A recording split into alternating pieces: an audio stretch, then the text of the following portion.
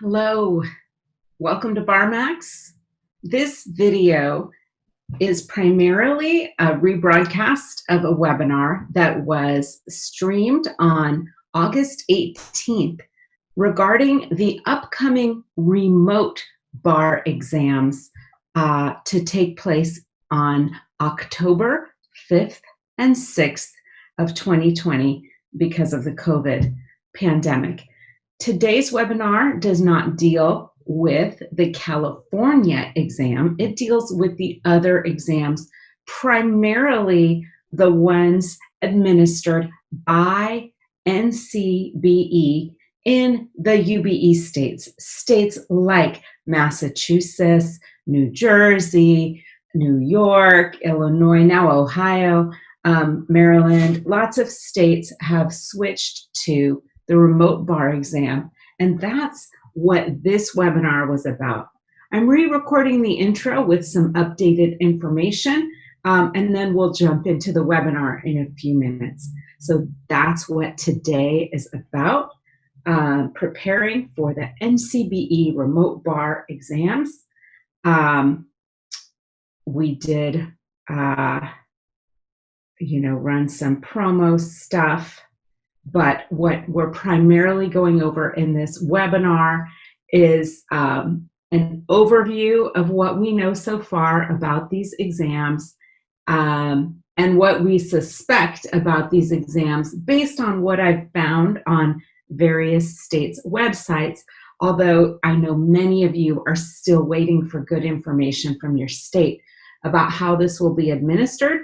I'm going to share what I've seen in other states and the commonalities there. Now, again, these states are different from California. So California students have a whole separate set of conditions, particularly for the written part of the exam. Then, when we jump back into the webinar that broadcast on August 18th, you'll see that I go through some recommended study methods and ways you can use the tools that you have in BarMax and the tools that you have even if you're not in BarMax now. If you are in BarMax, you get obviously access to a lot more things, including more of these office hours and essay gradings and such, in addition to our very solid bar content. And you also might consider purchasing tutoring. I'm one of the tutors. There are other very qualified tutors. I'm a Harvard Law grad and former law professor, and we have just other terrific teachers who are helping students to get ready for these bar exams. So what we do know, just quickly, I did jump into this page. If you need updated information, your jurisdiction's website is the best source of information. And the second best source of information is this page on the NCBE. And I'm just here live. You can see at the top of my browser, this is my browser, it says ncbex.org. This is not BarMax material. This is NCBE material, and they update it frequently. And you can see from this insane map that the various jurisdictions have, been scrambling for solutions. And if you think about our lives, we've all been scrambling for solutions, right? How to adjust our lives to deal with, what 2020 has thrown at us so far.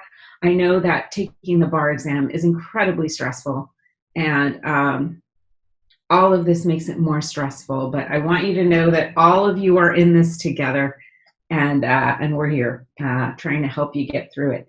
So today we're really focused on the states that have the purple slashes other than California, but particularly the ones that are UBE states. That's what we're focused on today.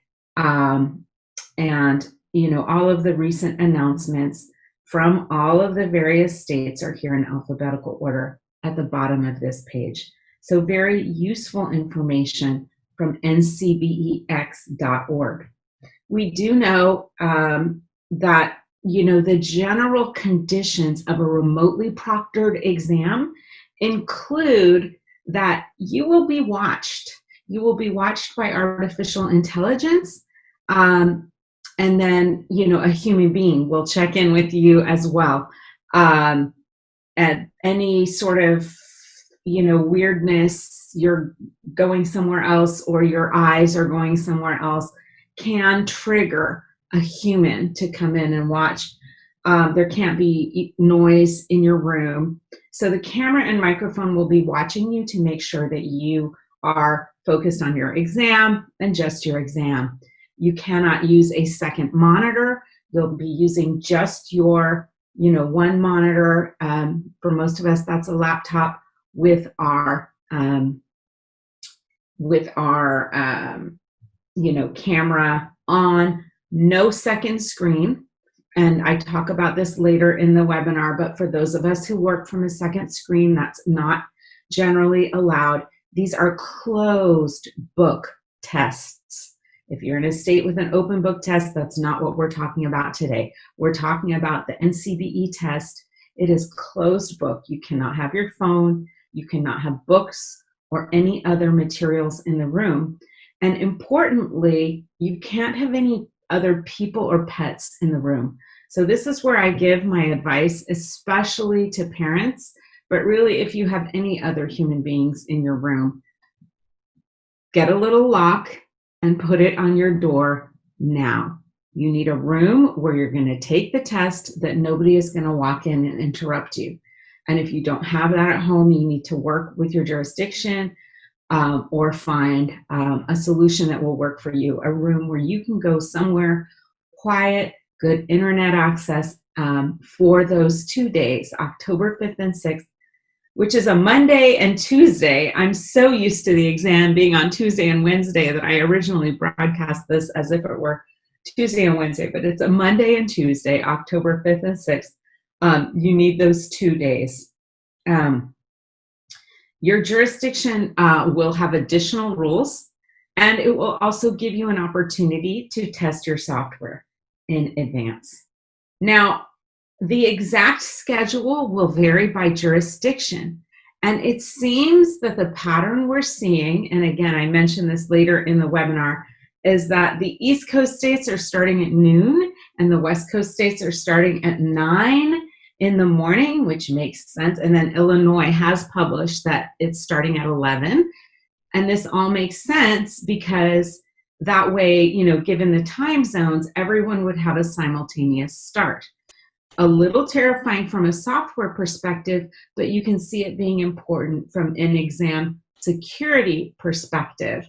Since there are more opportunities to leak information, you don't want someone on the West Coast, goodness forbid, allowing someone on the East Coast to become an unethical lawyer by getting the information. I guess it would be the other way around, the East Coast to the West Coast, getting the information to them ahead of time. But I want you to notice the number of questions, because this is going to be true in all of the jurisdictions we've been talking about today. The number of questions is just one multi-state performance test. Okay, again, check what the exact schedule, when it will happen, but it's just one instead of two. There are 3 multi-state essay exam essay questions, 3 instead of 6. And there are 50 MBE questions plus 50 MBE questions. Lawyer math, man, we can do that, right? 100 MBE questions. That is half your normal number of MBE questions that you'll see. So really, this is half of a UBE exam. It's really not, you know, your jurisdiction has told you it's not a replacement for the UBE. It is not as long as a UBE. It is exactly half of the material. You'll notice that this exam in every jurisdiction I've seen so far is being administered in 90-minute chunks. 90-minute chunks, okay? And that is, you know, so that you can get the breaks that you need, the comfort breaks, as we would say, to run across the hall, use the bathroom, stretch, whatever you need to do. But it's 90 minutes worth of work at a time, and then you take a break. So again, your exact schedule will be on your jurisdictions page, but this is the overall schedule for the exam. So now I'm going to show you some language that I saw in some other states, and I'm just going to hasten to add that I saw similar but not identical language in New Jersey in my further research after this was published, this webinar was streamed. Look, New Jersey has a very detailed FAQ. So does Massachusetts. Ohio's is pretty good. Many states have not communicated at all. So we're going to jump right into the webinar about how I think you should use this information even if you're not in Massachusetts and Ohio. And so let's go ahead and join the August 18th webinar now. I hope you find it helpful. And thanks for joining me here at BarMax. But what was interesting to me about this language on this slide, this language here, is that it was identical on two jurisdictions' websites. Why is that relevant?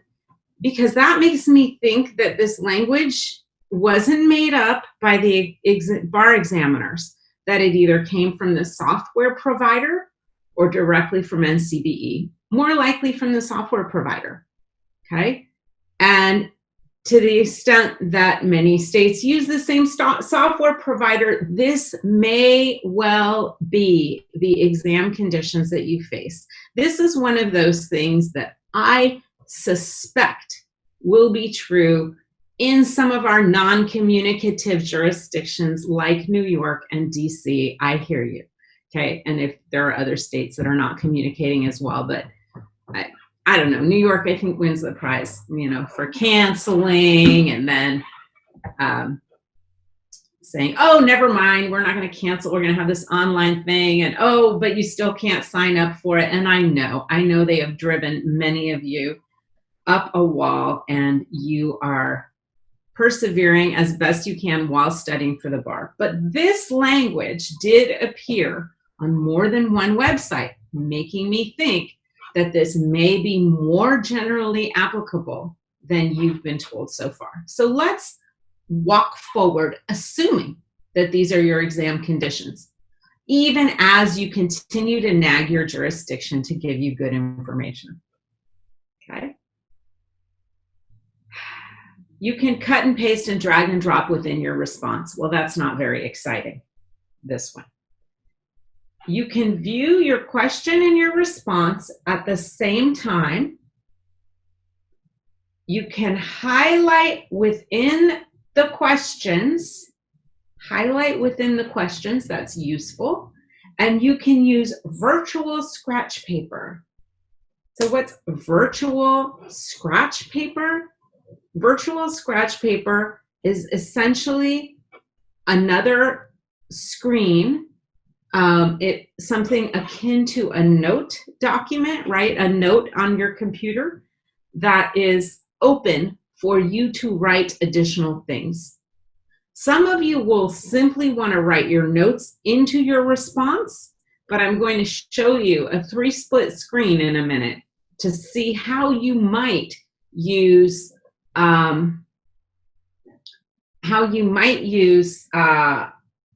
something akin to virtual scratch paper while you're studying, and use it well to your advantage during the exam, okay? Examinees will not be able to cut and paste or drag and drop from the question to the response. So let's say you have a sentence from a case in the MPT file that you just want to quote directly. You cannot do that with drag and drop, right? You can't cut and paste. You have to actually type out the portions that are relevant to your response. I honestly think this is an exam security measure, that they don't want anybody doing, you know, select all, cut, and then getting it somehow into some other place in their computer that they could then share. Or maybe they're just trying to prevent people from being really verbose by cutting and pasting from the question to the response. But whatever the reason, you won't be able to do it. You cannot use 2 monitors, which I use 2 monitors when I work. And if you do, then you need to get used to working and doing practice questions on the laptop, or, you know, preferably on the very laptop or computer that you will use for your exam. You want to be practicing using exactly that, that monitor. And only that, right? You know, I mean, unless you're doing studying where you might have, you know, the BarMax outline open on one, and that's fine. But if you're doing practice testing conditions, which I want you to do, you want to be practicing doing it on the same size monitor so that you get used to working in that smaller space. Those of us who are used to spreading out among multiple monitors, you know, find it difficult to adjust back. You may not underline or cross out within the MPT, within the questions or MPT materials. Okay, so only highlighting. You will have one way to make text stand out. So if you've been working in practice with, you know, highlighting for one thing, underlining for another, you have to switch to all highlighting. Okay, if you've been circling stuff, switch to highlighting, you know, virtual highlighting. Again, I'm going to demonstrate. You cannot use scratch paper, notes, or any physical reference materials. This is a difference. Now, again, this is just these 2 jurisdictions. Check your own jurisdiction, but I think it may apply more broadly. California is allowing scratch paper for the MPT, but for those of you who are subject to this set of rules, wherever it came from, whether it came from the software vendor, the jurisdiction, or NCBE, like I said, I've seen it in more than one jurisdiction, the same set of rules. If you're subject to this, you will not be able to use physical scratch paper. You'll be, you know, you have to show that your desk is blank, basically. So for those of us who are used to doing a lot of scribbling and writing, you want to make the adjustment now to using virtual scratch paper. That is keeping your notes in typed form on a screen. You know those long property questions or a wills question where there's like these many kids and somebody dies and who gets what? You have to get a little code for yourself, or like when this mortgage gets recorded versus when this transfer takes place. You know those questions. If you've been studying for the bar for a while, you've done much property, you know those. You have to come up with a method of annotating that, if you know, or highlighting in a way that helps you to keep track of the information.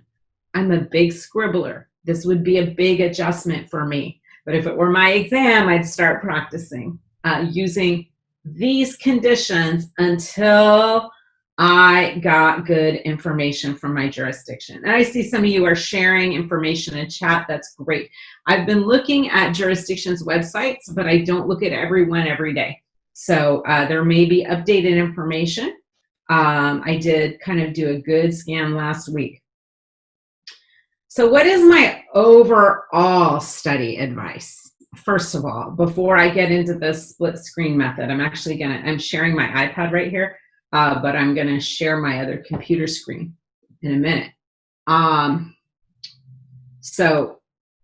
But before I get into that, because that's point 3, at BarMax, we really recommend studying from real past questions. Every question within BarMax is a real past bar exam question, and we have all of them. We have all of the released questions. NCBE does not release a lot of questions, but we include them all in our app. And when I say it's not a lot, you know, it's over 1,700, but it's not a lot compared to the LSAT. If you prepared for the LSAT from past exams, then you'll recall they release a few every year. NCBE does not do that. The bar exam is much more stingy about how many past questions they release. Okay, so so I do recommend an active study method, which if you have watched my prior webinars, you've seen. If you haven't, they're available within BarMax easily, along with past office hours that go into more detail on specific subjects. But if you are not a BarMax student, this is our YouTube page, okay? This is what our YouTube page looks like. And I had a class that I did on BarMax MBE Basics. I did this about 3 months ago. Look, jump to about 25 minutes into that webinar and watch the method that I mean when I say active study. It's a very different way of doing MBE questions than people do in other programs or that seems normal to you. So I'm not going to go into it a lot right now, but if you're not using that method or haven't at least tried it, I want you to watch that video on our YouTube page. This is TestMax. It's not called BarMax. This is the company, TestMax.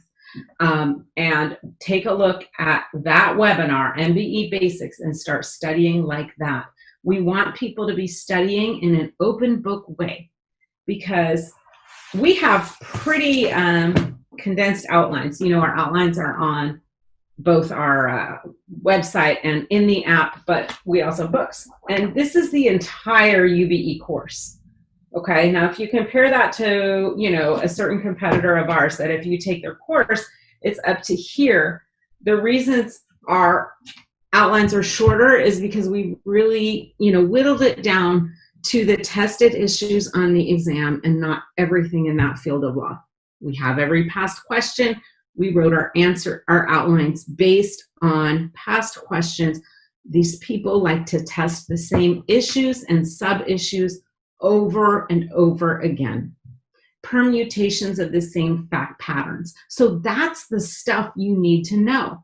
So we recommend that either, you know, maybe you have the questions in the iPad and the outline on your computer, or you have the questions in the iPad and the outline in your hand. And while you're studying, not while you're practicing, but while you're studying, you're doing it by doing old questions and actually stopping and looking up the rule. Anyway, you'll see the method described in that video.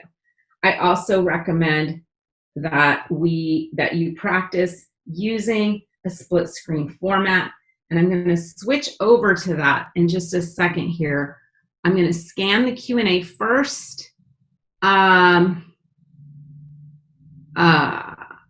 Okay, so I see Georgia. You are not actually my only Georgia student. You're right, the Georgia bar is very similar to the UBE in a lot of ways. Obviously, you have 45-minute essays instead of 30, but you will, this webinar, I hope, is still helpful to you. I hope you're still here.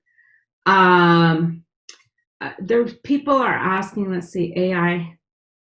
Right, so Erica, if somebody looks at, if the AI triggers something, then a human looks at it. Everything's being recorded, so everything will be for review. So yeah, I think it's just one color of highlight. I have not heard anything else, Ada. So yeah, I think it's just one color of highlight. This is great. Oh, wow. So Georgia actually allows a lot more material than other stuff. At least their website says it. Go Georgia. All right. So practice in the way that they say you will be able to practice. Has a link been sent out for the seminar tomorrow regarding California? Yes, but if you need it, I'm sure it's also in chat, Jessica. And if not, my colleagues will put it there. That link should be in chat. This webinar will be recorded. I accidentally started recording a little late, so I will re-record the beginning and we'll patch something together so that we do have a recording of this webinar to post. The most really helpful stuff, I think, is still ahead of us, so fortunately that part is being recorded. Are there financing options for one-on-one tutoring? I believe so, but again, Emma, go ahead and ask that one in chat because we have people at BarMax who can help you with that side. I'm really here for the preparation part, but if you want to use tutoring to prepare, it's a great way to help you focus and to learn stuff. So Georgia's going open book. Everybody's talking about Georgia today. Military discounts. We do have military discounts. We don't stack discounts. So I don't remember offhand which one gets you a better deal, but I think our military discount is a better deal than today's discount because if you served, hey, you know, you did more than we did, right?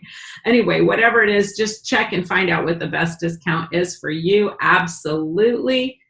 You have not gotten any information. You don't think that there'll be scratch paper. So Laurel, how do you take the test without scratch paper? That's exactly what we're going to talk about in the next section of today's webinar. And I really hope you find it helpful because, yeah, I think Oregon, I suspect that Oregon is going to follow those same protocols that I saw in a couple other states, but we'll see. Half the questions in half the time. Yes, it is half the questions in half the time. Normally, you would spend 6 hours doing MBE questions. Now you're only going to spend 3 hours, 90 minutes in one chunk and 90 minutes in the other chunk. This webinar is for UBE. Tomorrow's webinar is for California. Okay. Marie. In terms of transferability or reciprocity of scores, in general, no, this does not count as a UBE score. If you're taking the October exam in, DC and you want to transfer it to a UBE jurisdiction that is not going remote, then it won't. Then you can't. So you would want to postpone. If you need transferability, postpone and wait until we're able to take normal UBEs again. But whether it's transferable to a state that's doing this same exam depends on the contracts that the states enter into with each other. They're called Reciprocity Agreements. And that page on the NCBE site that I was showing earlier has specific information. So like, let's, for example, go here to Maryland, right? And it says, as of this date, because they update this about every day, here are the reciprocal agreements that Maryland had entered. So you have to look at your jurisdiction, the NCBE website, this one, ncbex.org, COVID jurisdiction information is helpful for learning whether there's reciprocity. But then, of course, as with everything, you want to confirm with your jurisdiction and the jurisdiction to which you want to transfer that it's all going to work out for you. But if it is not a, if it's not a remote option jurisdiction, the answer is probably no, because there's nothing to reciprocate there. So I haven't heard of any states doing that. This webinar when will it be available for replay? That's going to be a little bit of a delay. It'll be available usually it's within the next couple days. But I messed up, so I don't know. But usually it's within just a couple days. We get them onto the YouTube page, the TestMax YouTube page. Okay, I'm just going to stop talking about Georgia. No, I'm not sure about the schedule for the essays because some states are going to do it differently. Oh, yeah, Scott, no, California is totally different. This is not about California. The schedule I showed, nothing to do with California. Very different schedule. That's tomorrow's webinar. This webinar is not covering California. There is a webinar tomorrow specific to that California exam.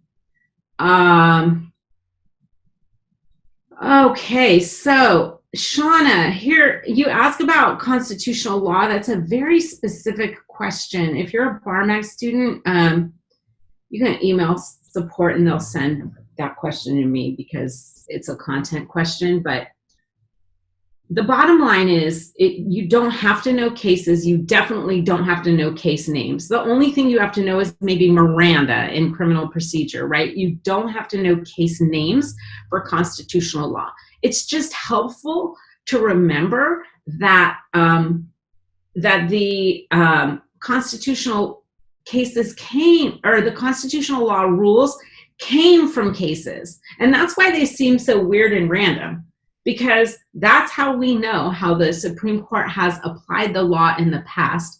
And when they test on those same fact patterns. So we've got all the fact patterns in here, and those are the examples. But it helps to remember that some of those weird examples come from specific cases. What's constitutional and what isn't, it's because the Supreme Court said so in a particular case.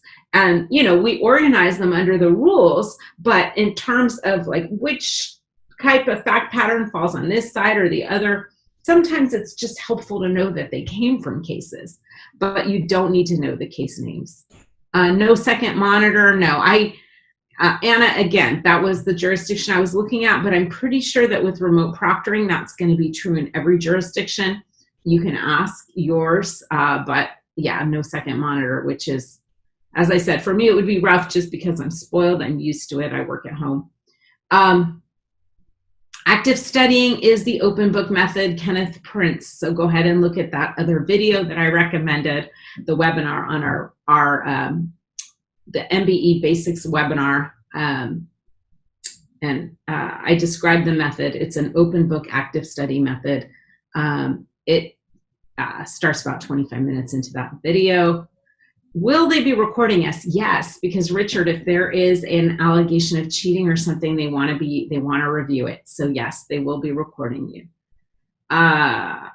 Is BarMax available for desktop or computer use? Yes, absolutely. We have everything on our web-based program, and the app is just, you know, an extension of that. We started with an app, I guess, but now we're Android, iPad, and web-based. So you just go into your browser, you know, your Chrome or whatever, and you can use every feature of BarMax. In fact, there's some things that you need to go on a computer to do, like download all of the past essay questions that we give you in our welcome packet when you join. You get every past essay question, every past MPT, to help you, you know, to use as practice materials for the exam. Where can you find the videos? Okay, there's two places to go for videos. If you are a BarMax, and I know I need to get to some real meat soon, but I can show things quick. So if you're a BarMax student, you're in BarMax, you go to the left-hand menu, whether on the website or, you know, in the app like this, you click office hours, and you have access to the office hour and you have access to the office hours and webinars. If you are not a BarMax student, you can watch the webinars on the TestMax YouTube page. Okay, TestMax, look for TestMax bar prep video, whatever. You can subscribe, or you can just look at our video list. We have, I don't know, 10, 12 hours of useful material on there. I think this is all I can do for, I'm going to come back and try to answer some more questions later, but that's all I can do for right now. And yeah, some of them are just not relative to the specific thing I want to talk about today, which is really what I want to help you with. So I have to stop sharing this screen. Hang on, I got to go into my, I don't do this too often. I usually teach from my iPad. So now I'm huge. Sorry about that. Apologies for the lack of, you know, professional makeup artists. And now what I'm going to do is go ahead and share what I want you to see, which is my second desktop here. Come on. There we go.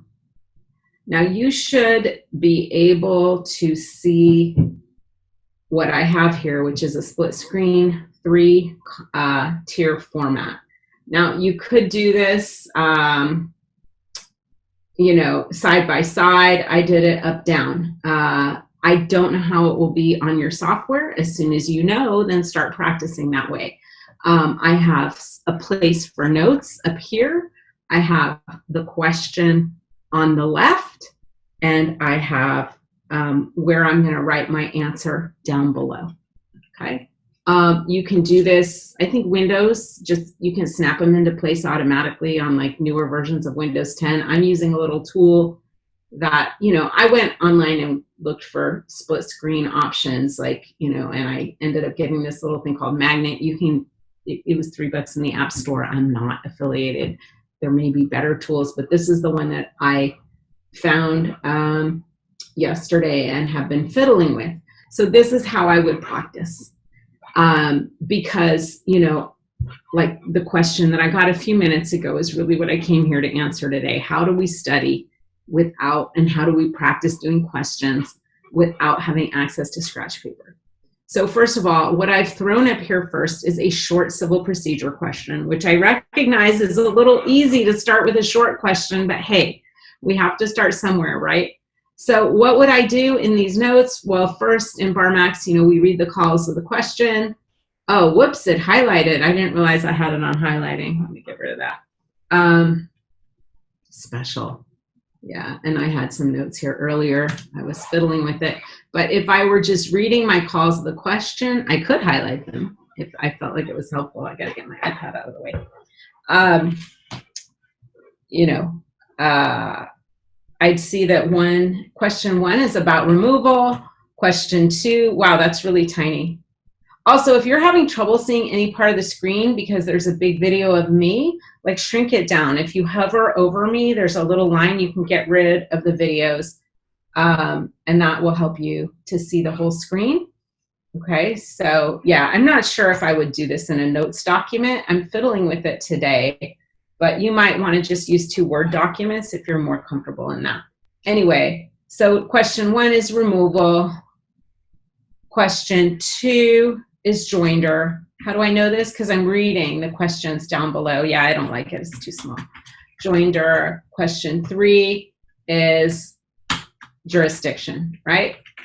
And so I see what must Glasgow do to remove the case. How do I know? So I'm already splitting it up. And then as I'm reading the question, I will start writing my notes. I'm going to notice that Anne and B are both citizens of state X. You know, once I've read the question, I'll, you know, you may have read it just while I'm sitting here talking, but Anne and Bill are suing Glasgow, right? So we have Anne and Bill versus Glasgow and so on, okay? And then I'll walk through and I'll figure out, okay, does the court have jurisdiction? You know, we have 2 different people, 2 different claims. Does the court have jurisdiction over this claim? Does the court have jurisdiction over this claim? I'll figure out my joinder issue, like can these be joined? Do they arise from a common nucleus of operative fact? I'll figure out my removal issue. Now this one is tricky for students. Students who just dive into this question and start writing go, oh, removal. Okay, you can remove if you have jurisdiction, and they start writing about jurisdiction. Then they get to question 3 and they're like, oh, what was I supposed to write here? Turns out that all that question 1 asks is what must Glasgow do to remove? So they have to file a notice of removal. They have to file all the courts that were filed with the state court. They have to file all the cases that were, file all the documents that were filed with the state court, and they have to send a copy of that to everyone. Now, I'm not teaching civil procedure today. If I were, I'd be explaining what I'm doing in more detail.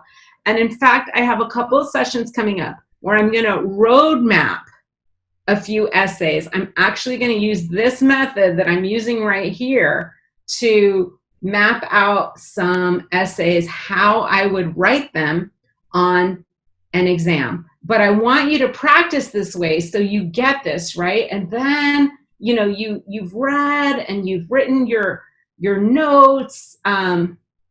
You've got basically an outline here. You know, you might have key facts that you throw in, you know, you know, both Ann and Bill were struck by flying out glass. This is here, right? You know, you would have key facts to show.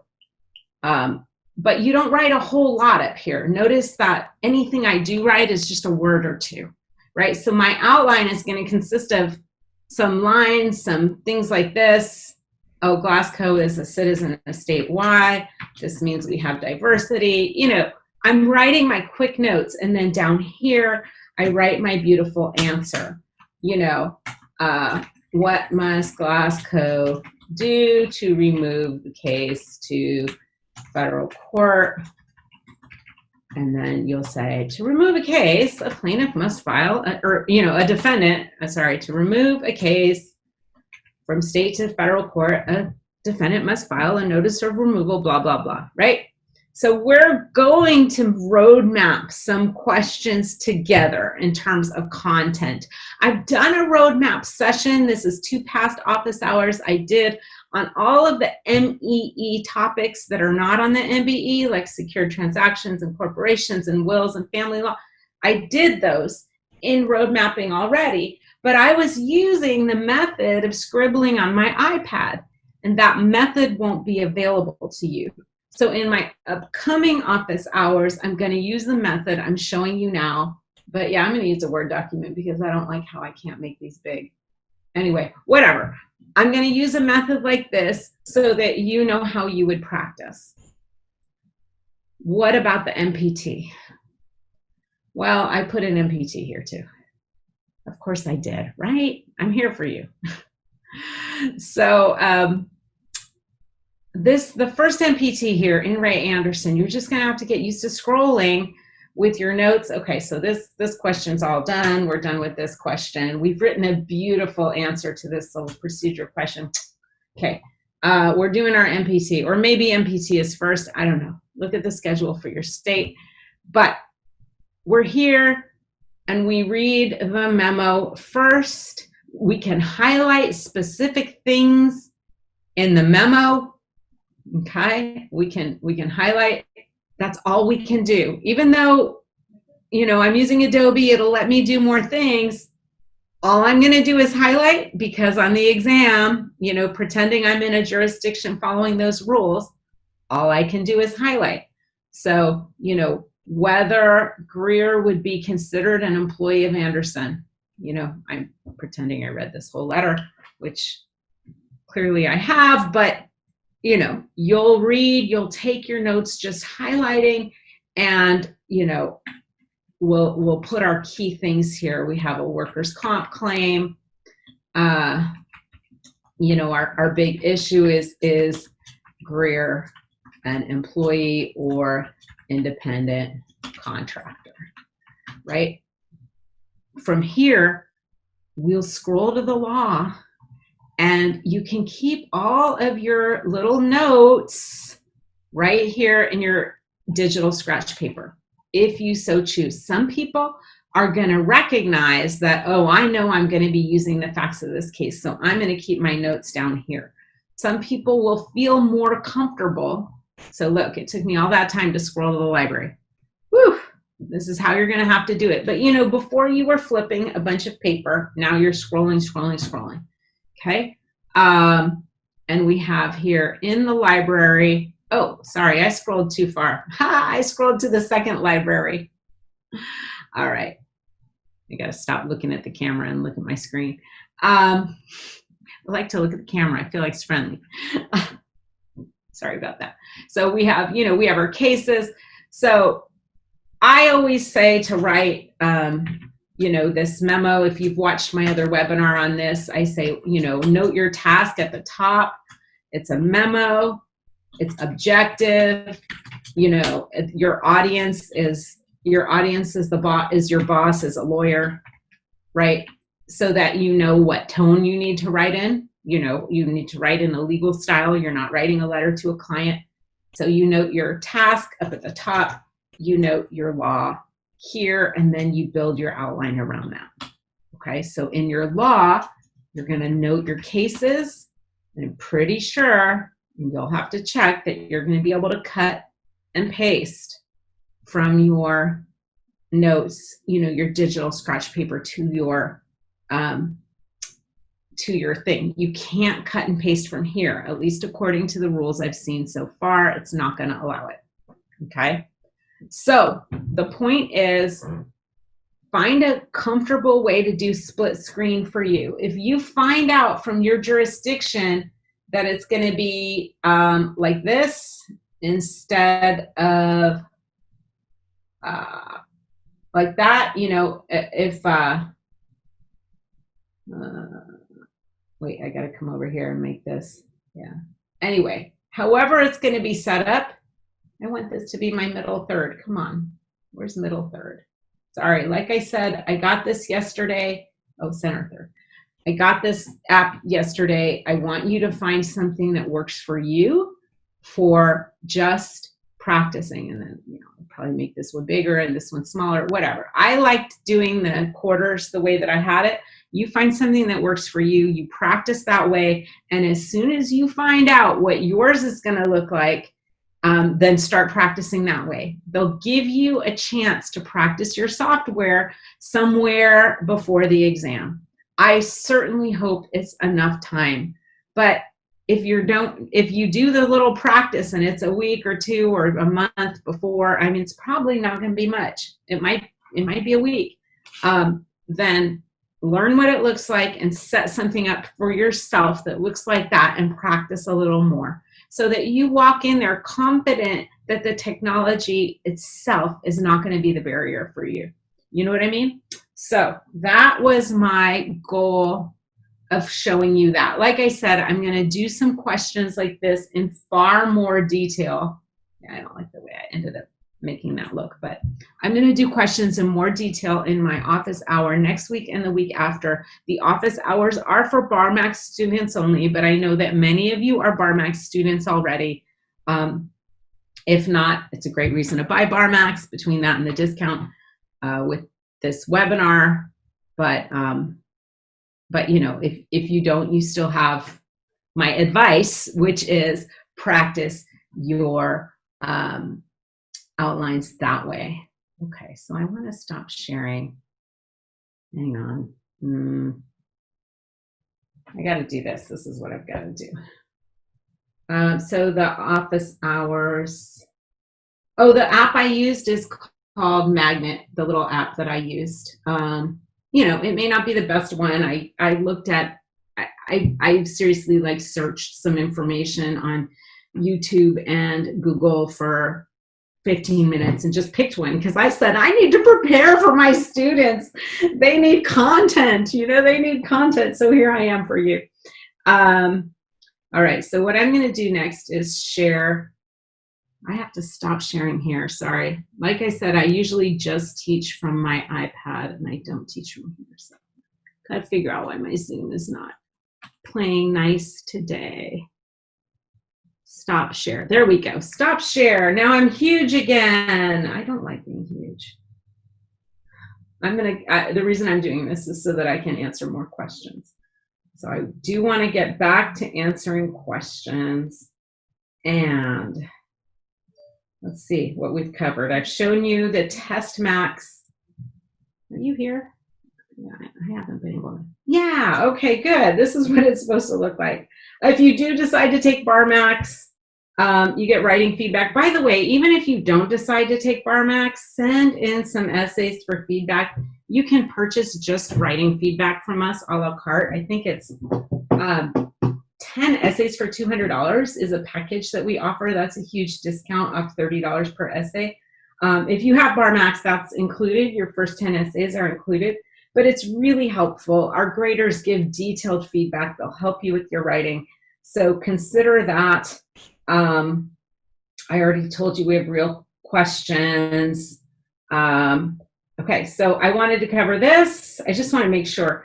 Oh, so tools for you include the past BarMax webinars, and which are on the YouTube page, and office hours that are on the BarMax, you know, in the BarMax program.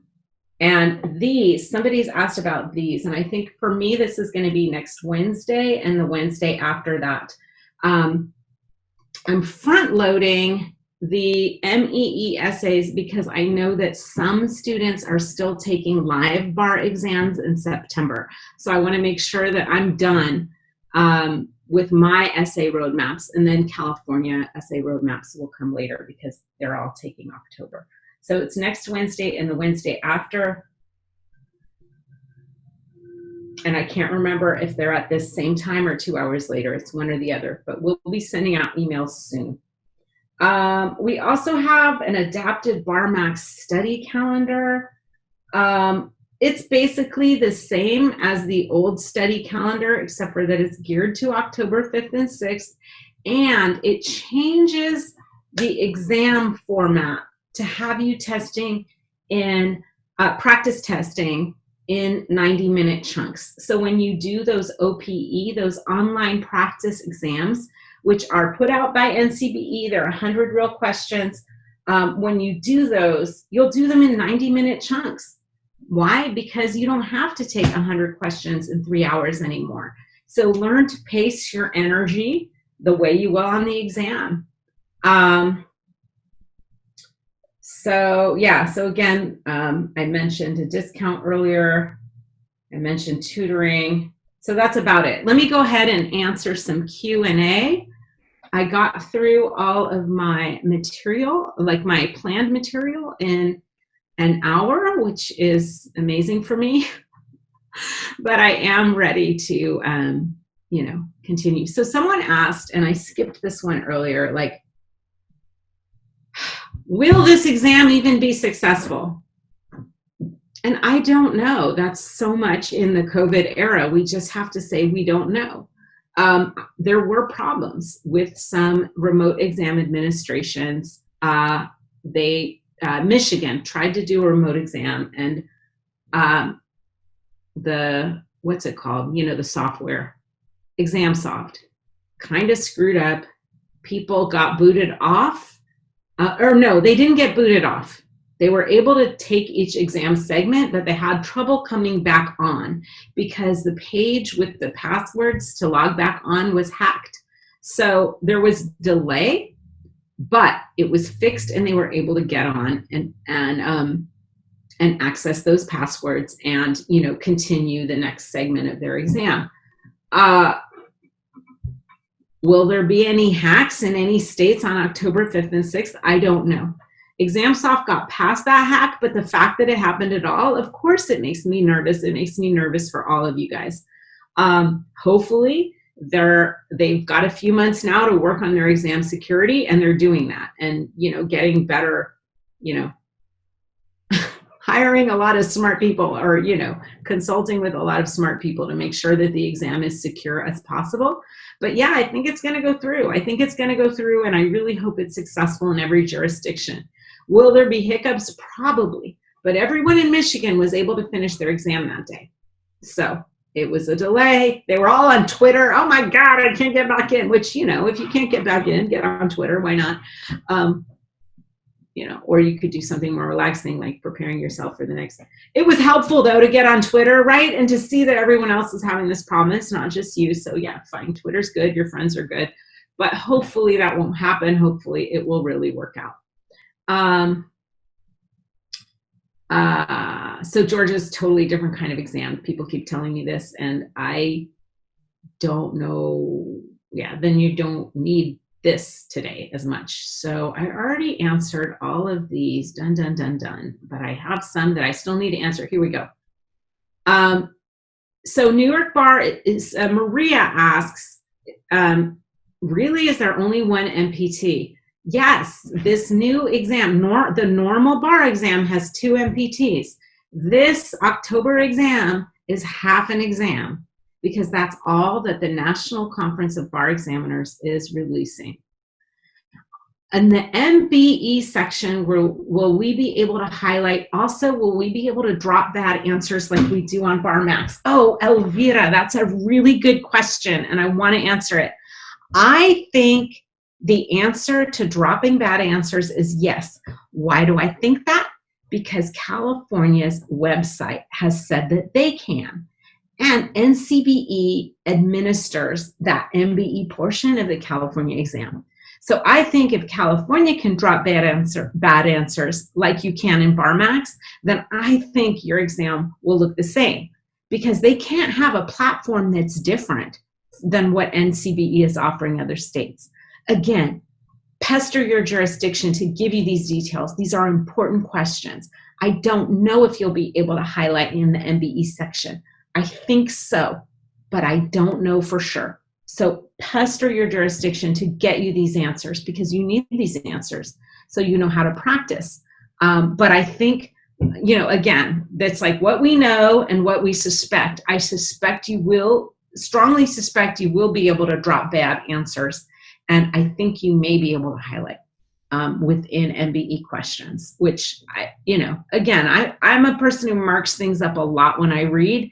So I feel you on these questions. Do I think the questions will be shorter? No.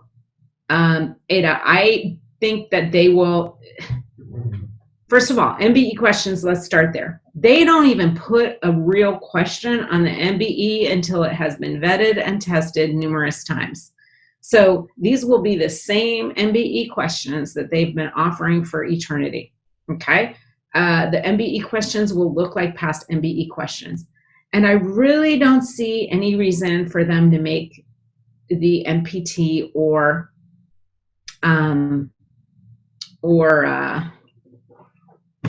hello, getting tired, MEE any shorter either. I think it's gonna look a lot like a past exam. If your jurisdiction is requiring a certain pass score, how are they figuring out that score with the reduced exam? Basically, they're going to scale each question the same way, but it's worth double. They're going to scale everything the exact same way, but it's worth double. Okay? In terms of the percentages, it's worth the same. Okay? 50% writing, 50% MBE. So they're going to do the scaling the exact same way that they do on the current test, because everything's shrinking by half from the normal UBE to the October, UBE light, which doesn't count for reciprocity.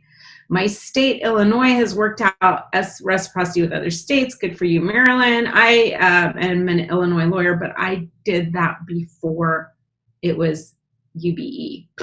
Anyway, Georgia uses its own essays. Why am I getting so many Georgia questions? Yeah, so New York is one of the states that has announced reciprocity agreements. Again, you can look on your jurisdiction's website, and if they're not communicating very well, then you can always check the NCBE website, because they sort of compile what announcements they have and put it on that page, COVID jurisdiction information, ncbex.org. No place in October for handwriting examinees. Now this is very interesting. So most jurisdictions are saying outright no, you can't handwrite in October. We don't, at BarMax, we don't recommend you handwrite anyway. We recommend that you learn how to type, just because there's such a disadvantage when graders are so tired and quick about reading, and they just scan through to look for the points. They're not supposed to grade you down for handwriting, but given the extra work that it takes to read a handwritten exam, we cannot believe that it doesn't happen. So we recommend that you type your exam. So anonymous attendee, you're gonna have to put off your exam till 2021 anyway, most likely. Again, check with your jurisdiction. But I say use the extra month to take an online touch typing course, a few minutes a day. You're gonna learn how to type better, and it's gonna be worth it. Most people handwrite at about 30 words and 34, 35 words a minute with any sort of clarity or accuracy. You can get to typing faster than that. But it's not just the speed, it's the clarity. Okay, so type. We already asked the scoring adjustment question. Can we use a second monitor? No. Again, in any jurisdiction that I've read so far, very clear, no monitor. Thank you, you're welcome. Writing on the screen? No, I don't think so. That is really interesting. Tamara or Tamara, I apologize, don't know which way it's pronounced, but it's a very interesting question, because really that would be an unfair advantage to people with a Surface Pro if no one else can write on the screen. So I think ExamSoft is going to have to disable that somehow.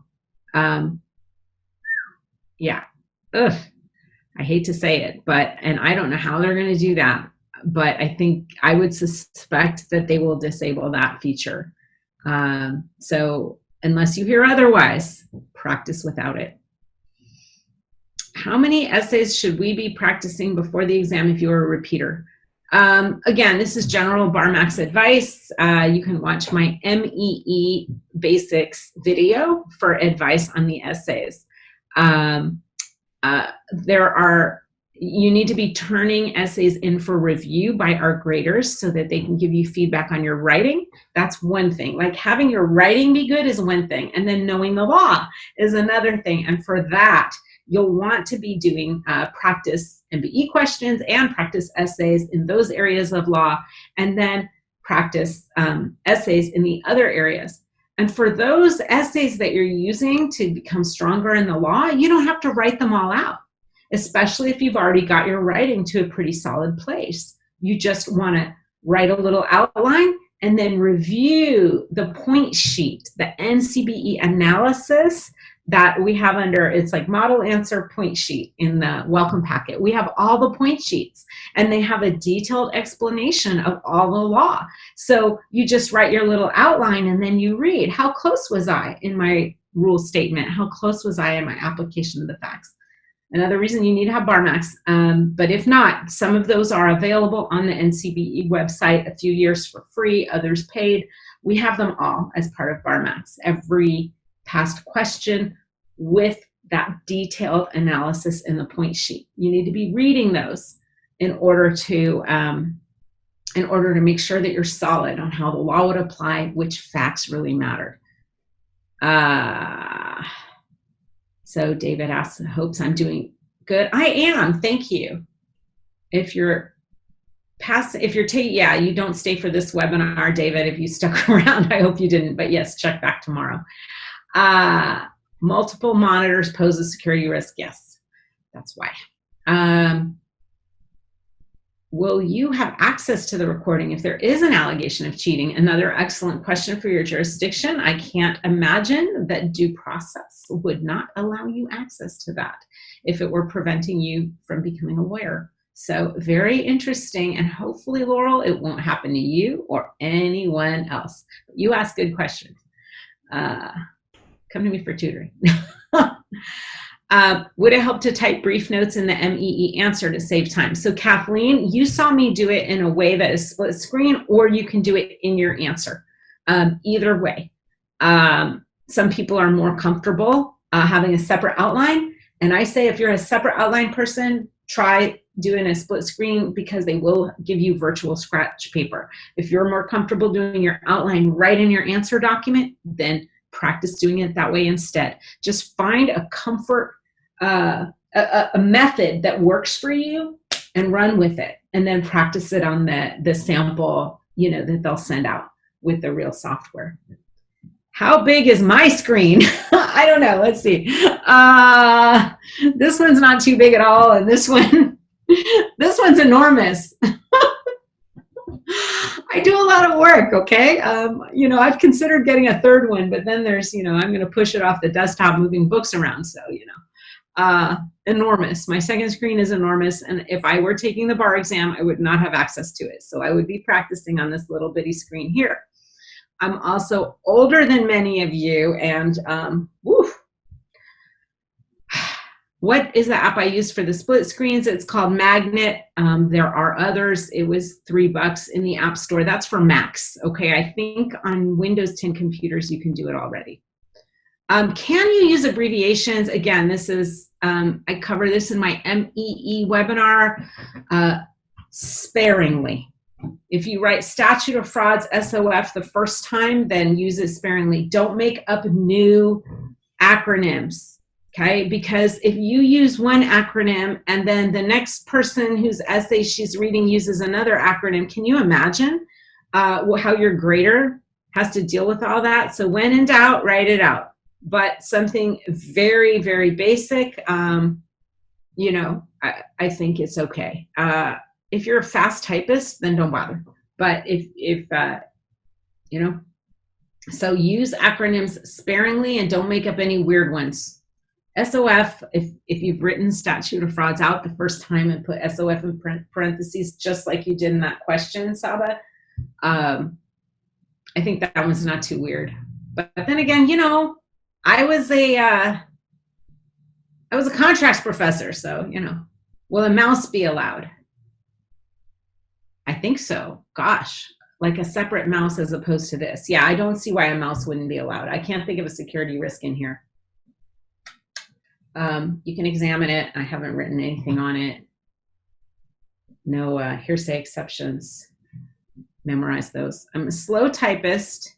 Is it necessary to use the Notepad? No, absolutely not. I answered that also for Kathleen. You know, if you're slow at typing, you don't have to use the Notepad. It's just a tool if you want to use it. You could just type all your notes in the answer section, but do outline. You know, do type like the 3 sections. So like in that example I did, you don't start writing about jurisdiction in section 1 when it turns out that's the whole crux of section 3, which is where most of the points were in that one.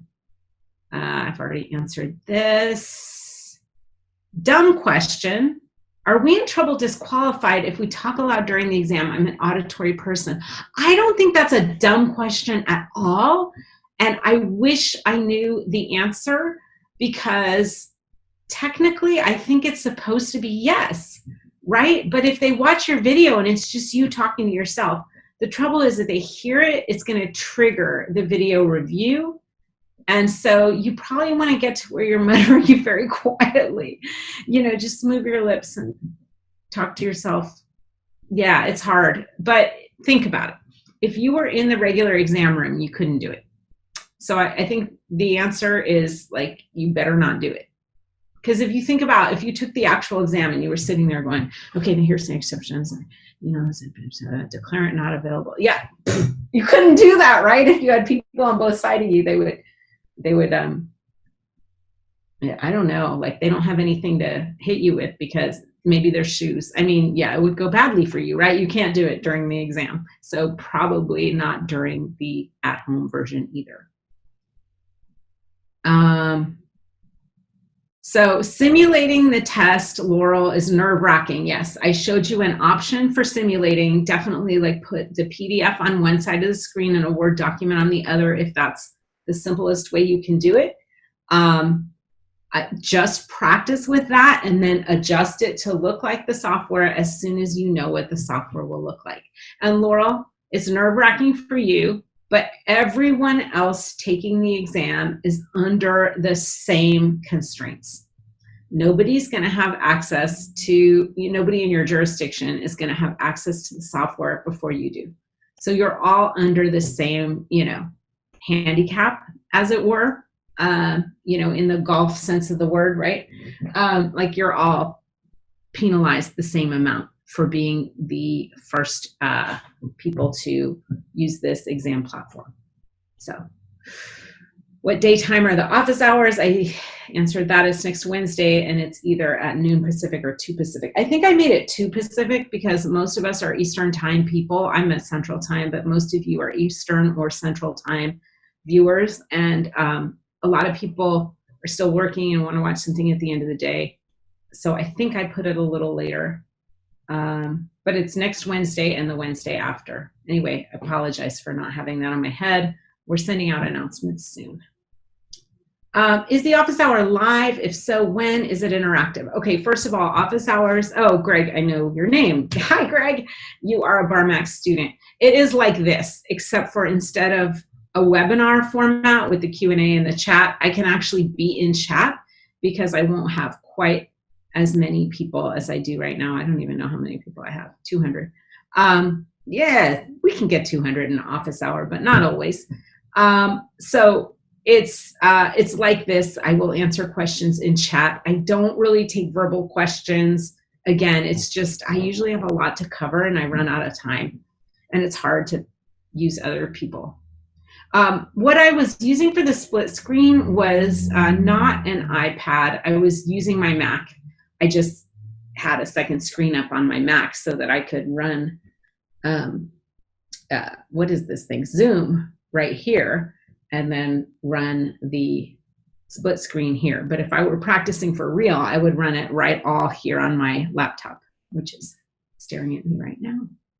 Yes, there will be only 100 MBE questions, and there will be only 3 MEE essays and 1 MPT task. So hours, Diana, I know one jurisdiction has already published that they're starting at 11 a.m. I would expect that most jurisdictions would start earlier. Like, why start at 11 a.m.? I have no idea. But so again, I don't know your jurisdiction's schedule, and all of you need to be emailing your jurisdictions and demanding answers to these important questions. But because, you know, in some point during the weeks prior to the exam, you want to do practice sessions at that time of day. I get it. If you have to be sharp from 9:30 to 11, then you want to practice being sharp from 9:30 to 11, or whatever it is. So I think most jurisdictions will start at 8 or 9 or whatever, but I did see at least one that's starting at 11. So any advice on open books for essay? Okay, if you're in Georgia, okay, first of all, Rowena, if you're taking the NCBE exam, that is, if you're in a UBE state, it is not open book. You will have access to no books, no notes, no nothing. Everything off your memory, just like in a normal test. If you're in a state that allows open book, yeah, it's usually with a 30-minute essay, it's pretty much a waste of time. But I guess if you have it tabbed well and want to check a rule, but a 30-minute essay, you got to write the rule and you got to apply the rule. I don't see where you would have time to look at a book. But if you are in an open book state, sure, have everything tabbed well that you can get to it if you want to use it. But yeah, this is not primarily aimed at people in open book states. This is aimed at people in UBE states who are taking the NCBE practice exam this October. So, bar exam this October. So that's New York, Massachusetts, Illinois, Maryland, DC. Gosh, I have a list. Many, many other states. That is not an open book test. It is a closed book test. East Coast starts at noon. Okay, if it's the entire East Coast starting at noon, maybe everybody starts at the same time. East Coast at noon, Central at 11, West Coast, that would make sense. That would make sense.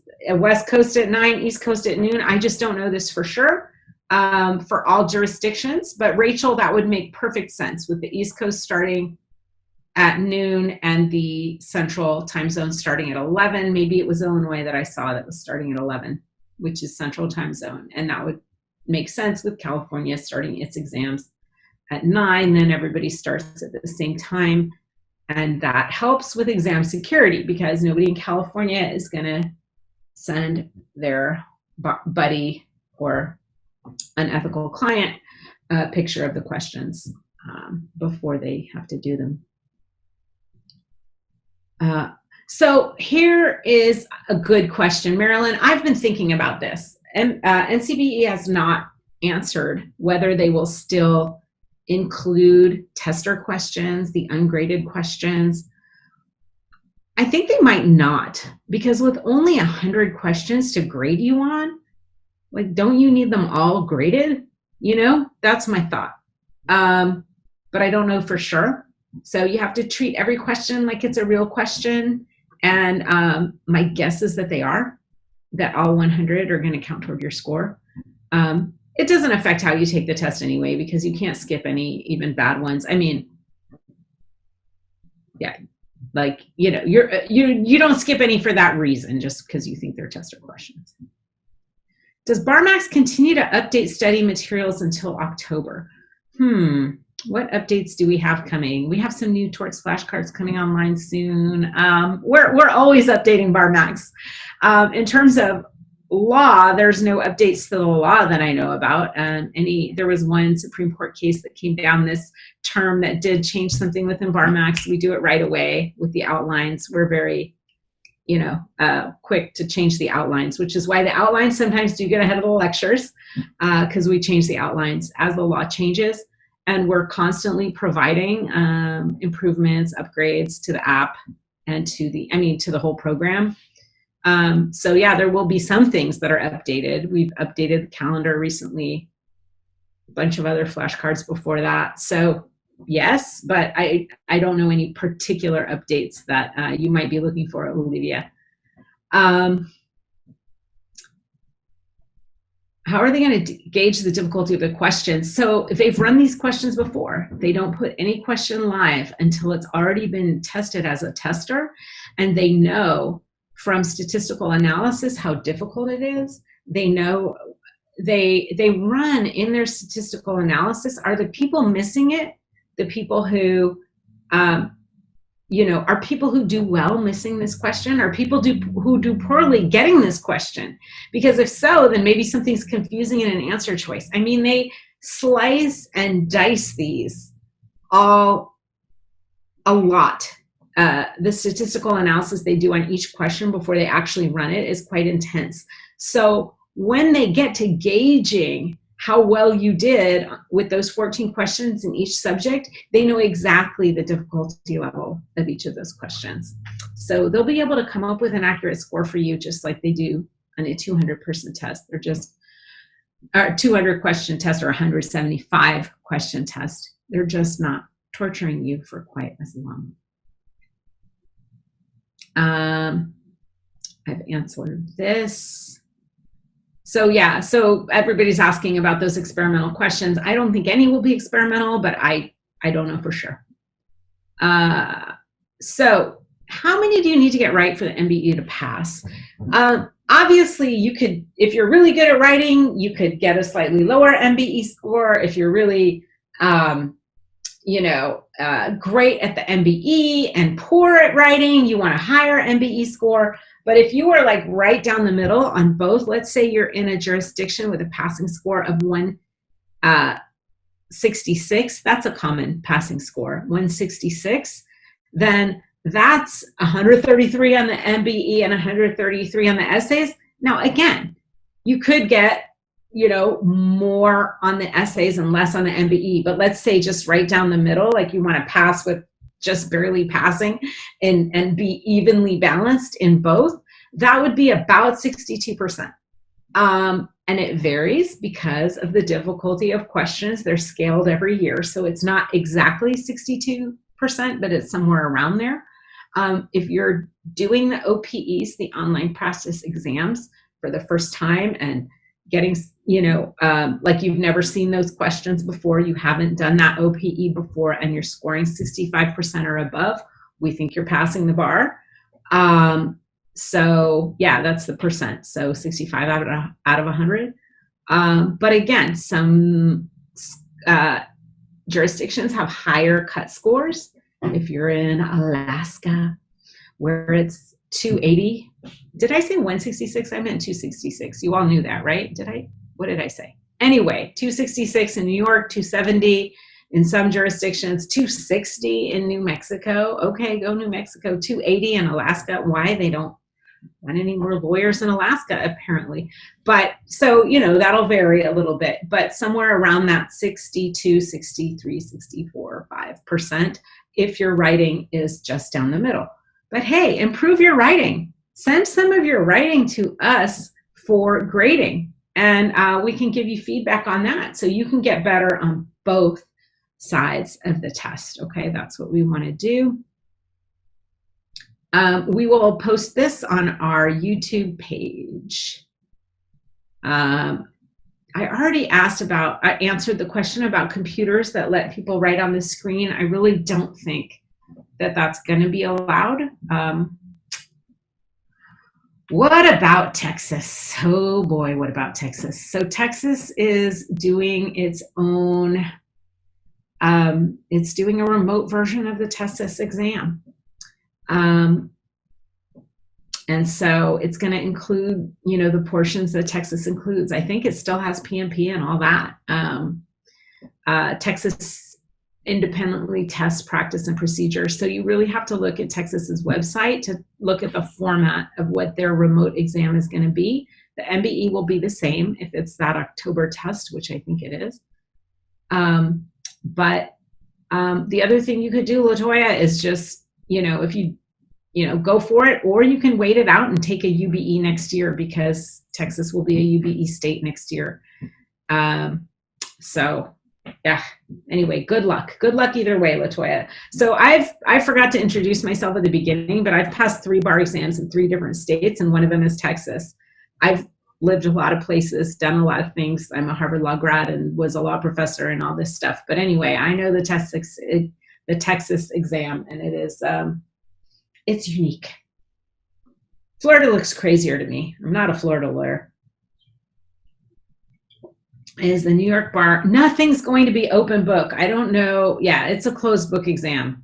Woo, New York is not open book. I don't know where people got that idea.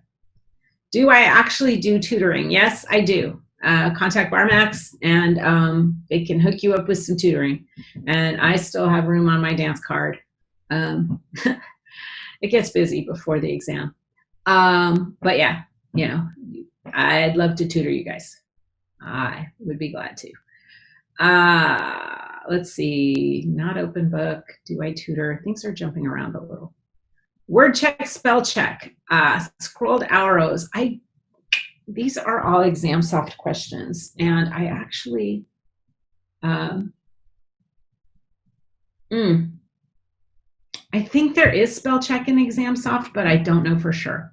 So yeah, that one I don't know. You'll have to check.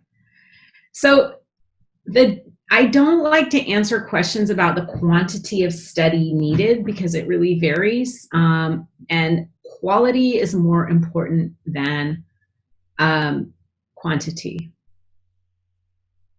Wow, Emma Bennett Williams answers my question on mouse use. Possibly no mice. Emma Bennett Williams, thank you. She writes, from Georgia, which again, it's its own exam, not this exam, but testing software tends to be the same, right? This proctoring software, it will detect if additional ports in your laptop are being used during the exam.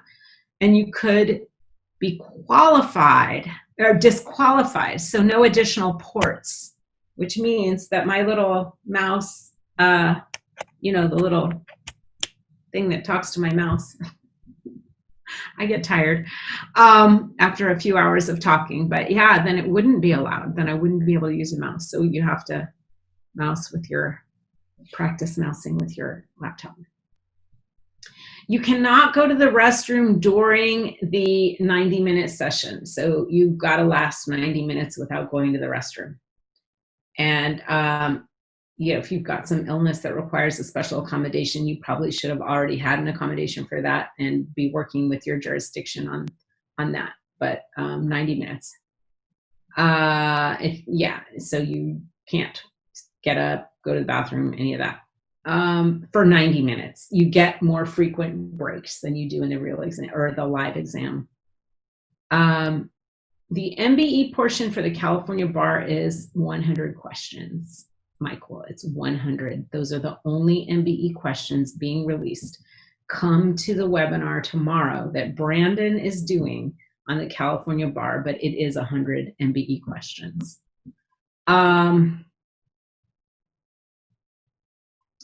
Karen, in terms of the study guideline, do you mean that calendar? Because yes, we have a new calendar. Email support and we'll send it to you. I think there's even a link. They can put the link in chat so that you can download the calendar. The link was in one of the emails. We did update the BarMax study calendar. Actually, anyone can access it through that link if it helps you to have the BarMax study calendar. It's not a big modification, you know, keep doing what you're doing, Karen, but it does change sort of the recommended protocol for the testing. To go in 90-minute chunks. Yeah, no open book. I don't know where people are getting this idea that things are open book. I recommend studying open book during the part of the exam, or you're studying where you're learning the law. But then when you're practicing exam taking, closed book, timed, closed book timed. It's a different phase of your study. Okay, there's learning and there's testing. You learn first and then you test yourself later. Not every question you do is a test of your knowledge. You use the questions to learn, okay? And watch my other videos for those processes. But the exams themselves are closed book timed, and your practice tests that you do at home will be closed book timed. I hope, if you're studying wisely. Okay, so I don't know where there would be 200 MBE because they're not going to be releasing 200 MBE. So, you know, I can't, yeah, don't know where that would have come from. NCBE has made it very clear they're only releasing 100 MBE questions for use that day. Elvira, you should definitely make sure that you know those same heavily tested areas cold: your negligence, your individual rights and common law, your conveyancing and property, your hearsay, followed by character and impeachment evidence in evidence law. You want to know those heavily tested areas cold. We want you to know the other stuff too, but like those rules, I mean, somebody should be able to shake you awake at night and you should be able to recite them. Okay, those are very important rules, including things like, you know, the different standards for landowner liability and stuff like that. Oh, so Illinois was the one at 11. Thank you. I've looked at a lot of websites trying to gain information, so it's sometimes I don't remember exactly which jurisdictions were which. Some jurisdictions are 266. What is the purpose of only permitting remote takers portability if they took it twice or less?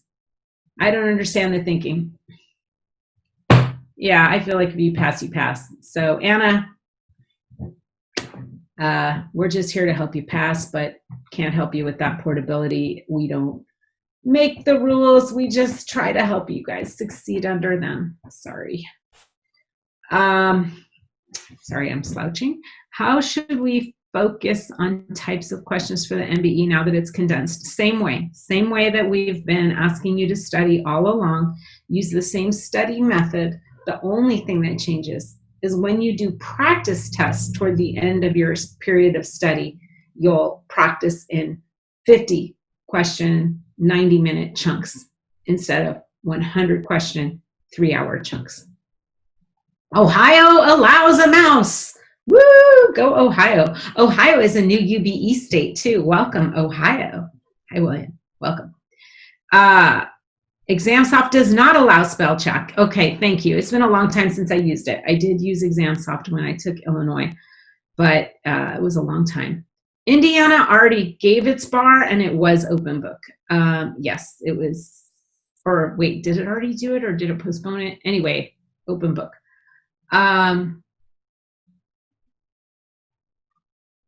So typical number of hours a day for those with a strong track record. Keith, if you mean like you're a good writer, you learn things well, I know people who have succeeded just, you know, studying in the evening and the weekend and then taking off those last 2 weeks before the test. Be very focused in the time that you have.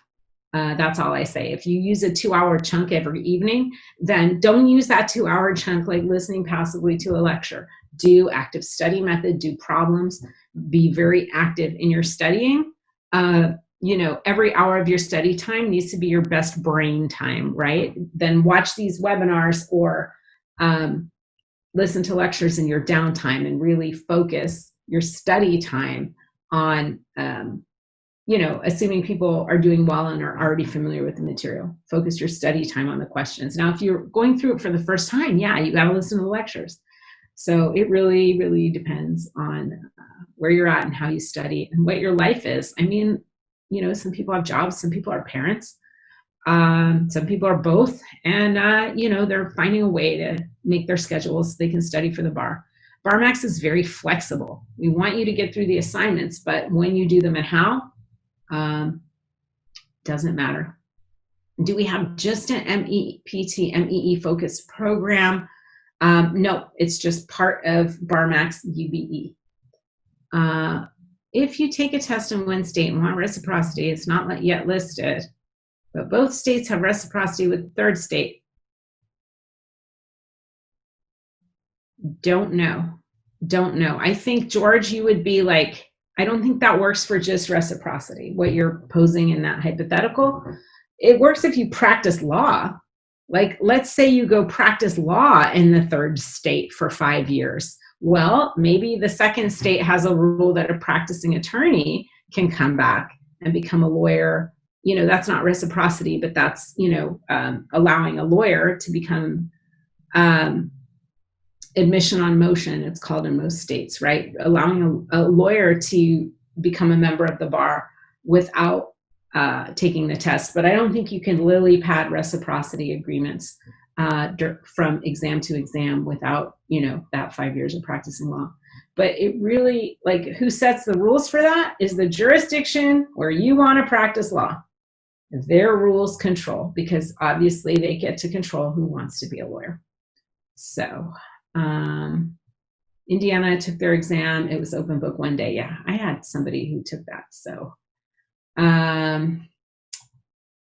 yes, I knew that, but then I was like, wait, was that the one that postponed again? No, that was Florida. So yeah, we see some reciprocity situations. How many graded essays should you submit? Okay, so if you're, I really want you to be strategic about this. The first few you're turning in just to make sure your writing's good. And look, if it's early in your study process and you turned in a few where you even had to peek at a rule, that's fine, right? So that's one set of essays. If you were getting good scores on those, then fine, you know, 2, 3, 4 of those might be enough. And then you want to submit questions later that are more like test conditions, right? So, you know, you can do it with those 10 essays that we give you included with the program. That's great for most students. Some students need more, then buy another 10 essays if your writing still needs work.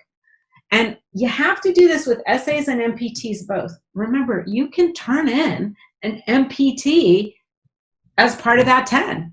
So turn in one that you do, you know, kind of slowly for practice, and one that you do under test conditions. And if you're doing fine on both, you're done. If not, if you get a lot of feedback and a low score, then you need to turn in more. What is useless? Useless. Close to useless. Not useless, but close to useless, is turning in a whole pile of stuff all at once a week or two before the exam. You want to turn something in and get feedback, and turn something else in and get feedback, and turn something else in and get feedback. We get you an answer or a review with detailed comments in 2 to 5 days. So right now it's closer to the 2 than the 5 on our UBE students, right? So take advantage, submit something, wait for feedback, incorporate that feedback into your next essay. You're done when you can take essays under test conditions and you're still scoring high. You're still scoring above. You know, that 5 out of 10 is the eking by passing line on BarMax grading scale for UBE, right? You want to be scoring 7s and above, like, okay? And when you're there, then you're done submitting essays. That's the answer. Just thinking of another way around it. Being creative, George. Lawyering requires creative thinking. It's okay. Hi, Celeste. This is one of my, somebody I've tutored. And now everything has changed. Yes, it has. It's changed for all of us, Bahara. We're just all in it together. Do we have a clock on the desk near the computer? No, but I think there's a timer built into ExamSoft. And that other on top of it student is going to correct me. I think William is going to correct me if I'm wrong, right? But I think that ExamSoft actually has a timer within it. So are the Mbe Answer Explanations that we have in our website from NCBE? where NCBE has provided them, they are from NCBE. Otherwise, they are from us. And sometimes we don't have them in there. They're just either in the message board, or you can, shoot a question to our content department if you're still confused. Yeah, so if NCBE has provided an answer, which it hasn't for all questions, then yes, the explanations are from NCBE. For example, on all the OPE exams, yes, the answer explanations are there, and they are from NCBE. So it just depends whether they've provided it or not, or whether we had to write something ourselves, or whether we are in progress on that.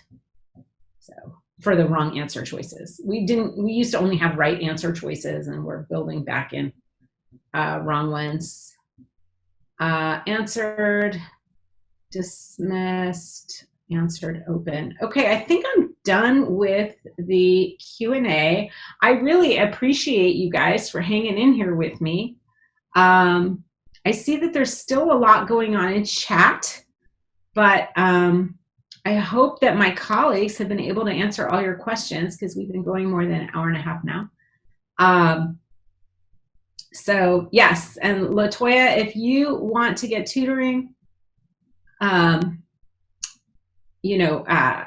then absolutely, reach out through the BarMax, the link for support or sales, or just get a hold of us, and you can purchase some tutoring. It's available.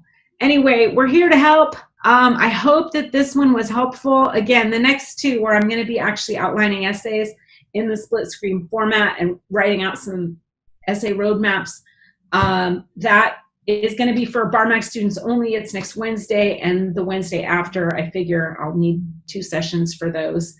And everything else is on either the YouTube page or the app, or both.